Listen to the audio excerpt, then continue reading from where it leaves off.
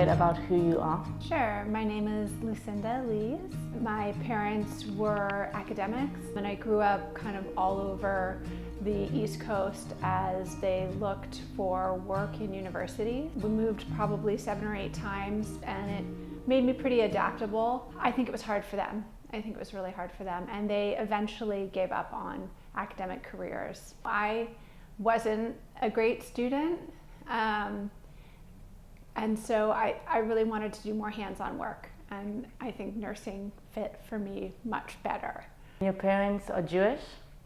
My mom is Jewish, both her parents are Jewish. My dad has Jewish ancestry, so his grandfather is Jewish, but his father is only half Jewish and his mother is not Jewish.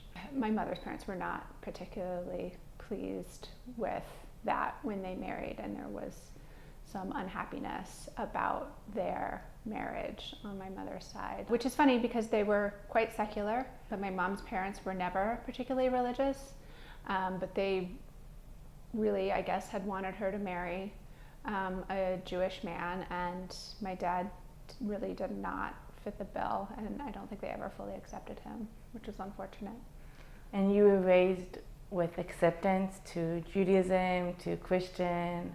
I don't know if it's because of the way that her parents treated my dad, but she really struggled with her own parents. They had a very fractured relationship, and her attitude towards religion in general is very negative. We weren't really raised with much tradition, and there was a lot of sort of negative messaging about religion in particular, and the negative impacts that religion would have on society. My mom's a pretty devoted atheist, and my dad, I would say, is agnostic. We sort of celebrated Christmas because my dad's family really liked it, and Hanukkah was kind of like something that we should do to offset the fact that we celebrated Christmas. Confusing mishmash, I would say, as a kid. And it took leaving home for me to really investigate what Jewishness and Judaism really meant to me as an adult. I think when I went away to college and had the opportunity to start really reading, and I can recall in college just buying tickets to high holiday services at a local synagogue and going and being completely baffled by what was happening around me, since I had no real understanding of anything that was happening. I just wanted to see what it was all about.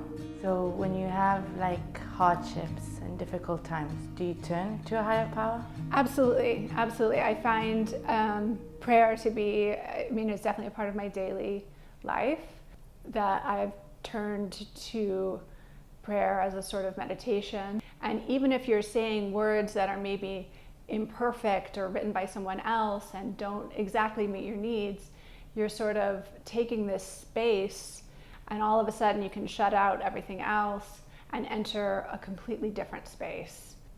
You really, really need to have that sense of connection. How did your parents accept your change? I think it's been harder on my wife than anyone else. And I think she was worried that it would be such a big change that it would change who I was. And at times that's been really frightening for her. As a person who is married to another woman, one, has to continually figure out how to juggle, what is faith and religion alongside being gay. We all know that there are passages in the Torah that are not particularly friendly to people like me, when sometimes the things my religion say about me are not very nice. But then I can also look at the text and say, there are other ways to interpret this.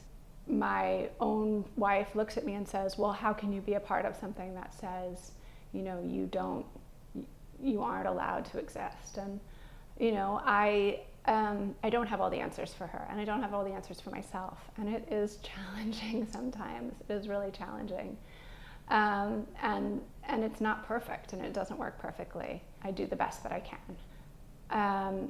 I am still the same person. I think I've changed for the better in a lot of ways. I'm a more compassionate person. I'm a more patient person than I was before. I am definitely less focused on myself and more aware of my impact on the world. I think I've changed for the better in religion. When she and I met, we were both paramedics, and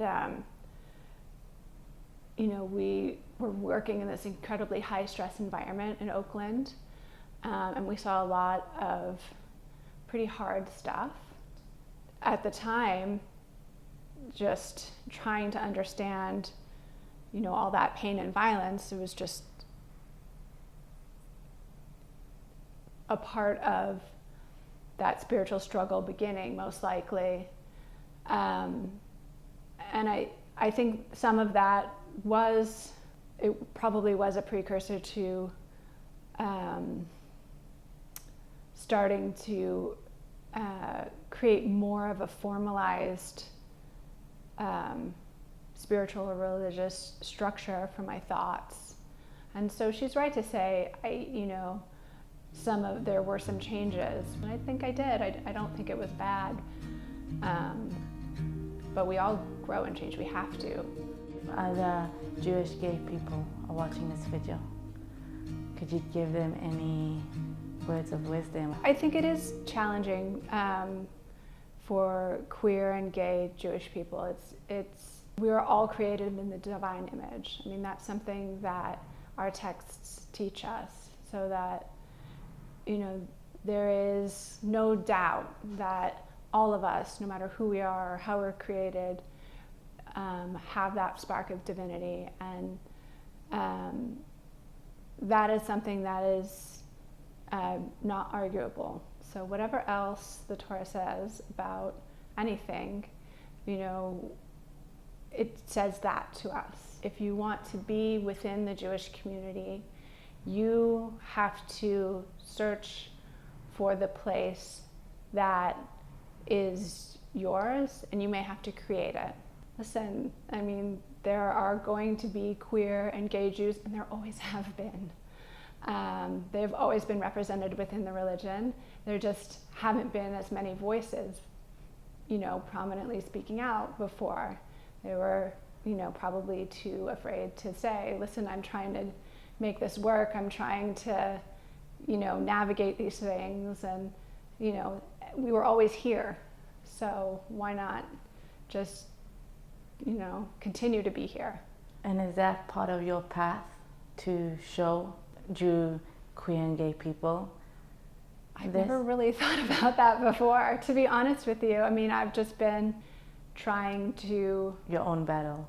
Yeah. And does your family and friends accept you being gay, being Jewish?